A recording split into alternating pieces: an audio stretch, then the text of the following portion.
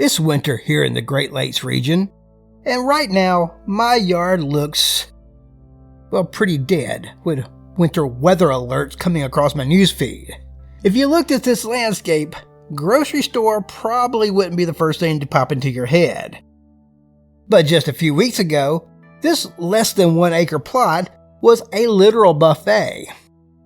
I fairly recently moved here from the southeast, where I spent most of my life, and getting to know this new land has been a total adventure. Today, I'm recapping the 13 wild edible plants I've found growing right outside my door, so far. From the super weeds everyone knows, to a few hidden secrets that might be growing in your yard too. Let's take a closer look.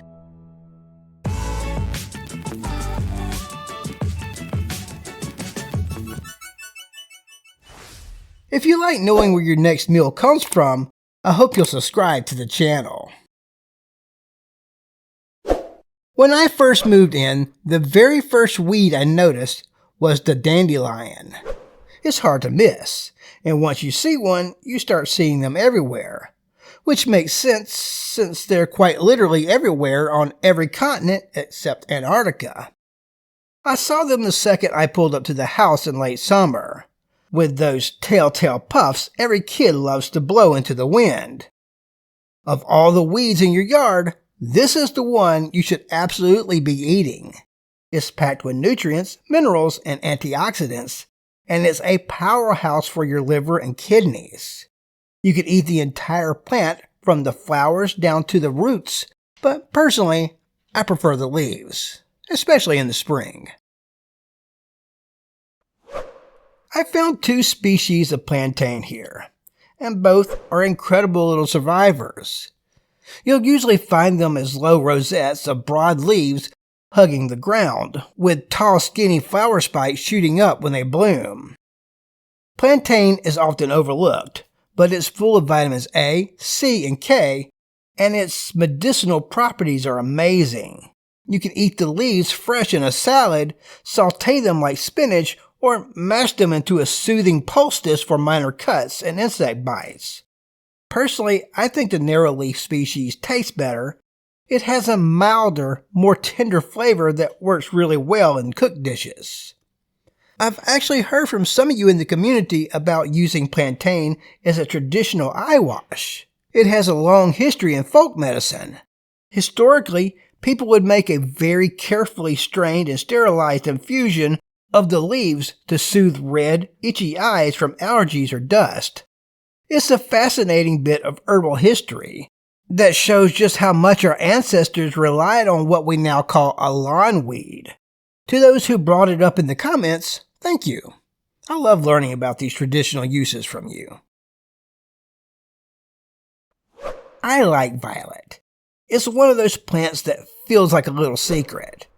The heart-shaped leaves and delicate purple flowers are easy to overlook, but they're everywhere and packed with goodness. Both the leaves and the flowers are edible. The leaves are mild and slightly sweet, perfect for salads or a light sauté, while the flowers make a beautiful garnish, a vibrant syrup, or even a candied treat.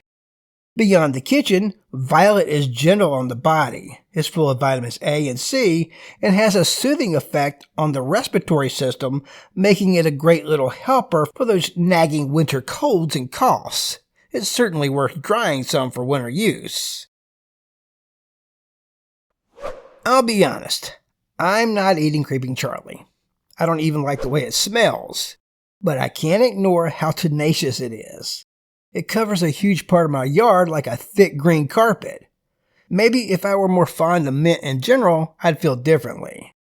So yeah, it's a member of the mint family, which explains that strong, distinctive aroma.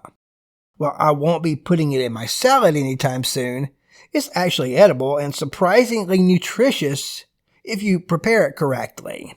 Historically, it's been used in teas and as a cooked green, and it's loaded with vitamin C. If there wasn't so much other abundance in my yard, this plant would easily sustain me. I don't harvest chicory roots like a lot of foragers do, mostly because I'm not a coffee drinker.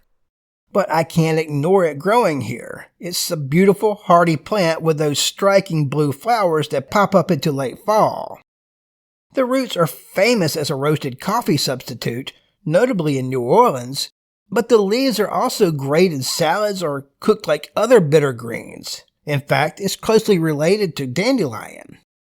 If you do like coffee, learning to process chicory and dandelion roots is well worth the effort. You won't get the caffeine, but you get a rich, earthy flavor and a warm, nourishing drink without the jitters. If you don't like coffee, just eat the leaves. Lambsquarters, or wild spinach, is my absolute favorite wild green, and luckily it grows all over my yard. It's soft, mild, and a nutritional heavy hitter, especially when it comes to calcium, magnesium, and vitamins A and C. I love using the leaves fresh in salads or giving them a light sauté where they add a gentle, earthy flavor that pairs with almost anything. You can swap it into any recipe that calls for regular spinach, but my personal favorite is to sauté it into omelets. Letting the flavor meld with eggs and other wild greens makes for a quick, incredibly nourishing meal. Purslane is another favorite of mine, but it actually didn't grow in my yard when I first moved here. It somehow made its way in with some garden soil I bought, and now it's thriving. It's a low-growing succulent with thick, juicy leaves and stems, and it has a pleasantly tangy, almost lemony flavor that adds a bright note to salads and sautés. Beyond the taste, purslane is a total nutritional powerhouse. It's packed with omega-3 fatty acids, vitamin C, and antioxidants. It feels like a little gift from the land. Unexpected, but incredibly nourishing.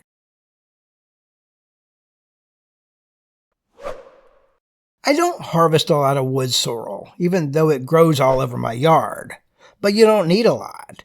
It's more of a herb for flavoring than the star of a dish. It pairs well with fish, in my opinion, especially salmon. It has a sharp, tangy, lemony taste that really brightens up salads, soups, or sautés. The leaves, the flowers, and even the little upright seed pods are all edible. It's a small plant that packs a massive punch of flavor, and just a bit goes a long way in adding a fresh, vibrant note to whatever you're cooking. Oh, I love mallow. I have a big patch that grows right off my back steps, along with several other patches scattered throughout my yard. The leaves are soft and slightly mucilaginous, which is just a fancy way of saying they have a thick, silky quality that makes them perfect for thickening soups and stews. They also add a great texture when mixed into a big pan of cooked greens, and they are wonderful in a big pot of beans. The flowers are edible too, adding a nice splash of color as a garnish.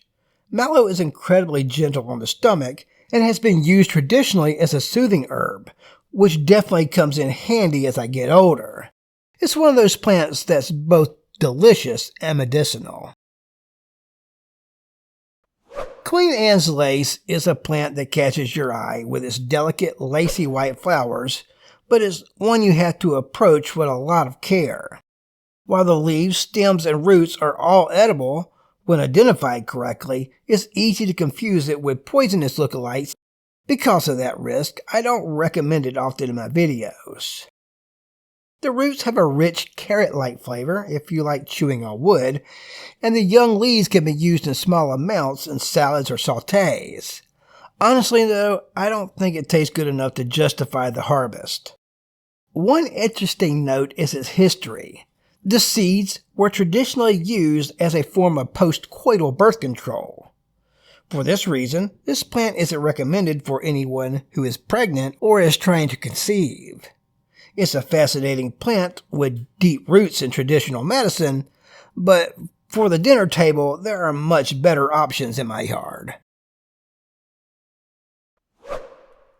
Riverbank grape is one of the more generous plants in my yard, though it's definitely an aggressive grower. It climbs all over my fences, and I'm constantly fighting to keep it from choking out the trees. But if you can manage its wild nature, it's a fantastic resource. The young leaves are a hidden gem. They're perfect for steaming or using as wraps for Mediterranean-style dishes, and they add a nice structure when chopped into sautés. As for the grapes themselves, they're much smaller than what you'd find in the store, but they pack a serious punch. They're sweet and intensely tart, making them incredible for jams, jellies, or even a sharp, fresh snack when the season hits. Mulberry is another plant I love having in my yard. The trees produce long, drooping clusters of sweet, dark berries that are perfect for snacking on fresh or turning into jams and desserts. The leaves are edible too and can be used in teas or cooked as greens. But the leaves and berries are surprisingly rich in antioxidants like anthocyanins and flavonoids, which help support overall health and protect the body from oxidative stress. Mulberries are prolific and easy to harvest, and watching the birds and other wildlife enjoy them alongside me is a reminder that these plants feed more than just humans. They support an entire ecosystem right in your own yard. Full disclosure, the tree you see here in the video isn't actually in my yard. I wanted to show one without giving away too much about where I live. Black walnuts are one of the crown jewels of my yard. Full disclaimer, the tree itself isn't actually in my yard, but it's kind enough to drop plenty of nuts onto my side of the fence. These trees are massive and take years to mature, but when they do, they produce a bounty of rich, earthy nuts that are incredibly versatile. Harvesting them takes a bit of effort. They're encased in a tough green husk that stings your hands if you're not careful, followed by a famously hard shell, but the flavor is absolutely worth it. One of the best things about black walnuts is their shelf life. Once they're cured and dried, they can be stored in their shells in a cool, dry place for a long time. It's the perfect winter project, sitting by the fire and cracking open a few nuts that you gathered months ago when things were still green. I love tossing them into salads or just roasting them for a snack. Beyond the food, these trees provide deep shade, habitat for local wildlife like plenty of birds and squirrels, and a real sense of permanence on the land. Even in the quiet of winter, when the yard looks barren and the ground is cold, it's worth remembering that abundance is already here. These plants, Dandelion, Lambsquarters, Purslane, Violet, Mallow, Riverbank Grape, Mulberry, and even the nuts dropping from black walnut trees are all reminders that food and medicine can grow right outside your door. Paying attention season by season shows you just how generous the land can be, even on less than an acre. So take a closer look at the weeds, the vines, and the little patches hiding in plain sight. There's more nourishment than you might expect. If you found this video entertaining or helpful, consider subscribing to the channel and joining me on Substack for more tips, stories, and recipes about wild edible plants. Your support keeps the channel growing and lets us keep exploring the abundance all around us. I know that if I look hard enough, I'll find even more wild edibles right outside my door. I'll also be moving into more content about cultivating nourishing plants, showing how you can create abundance in your own yard, whether it's wild edibles, perennial greens, or other plants that feed both body and community. There's so much potential just outside your door, and I can't wait to explore it with you. And as always, eat the weeds.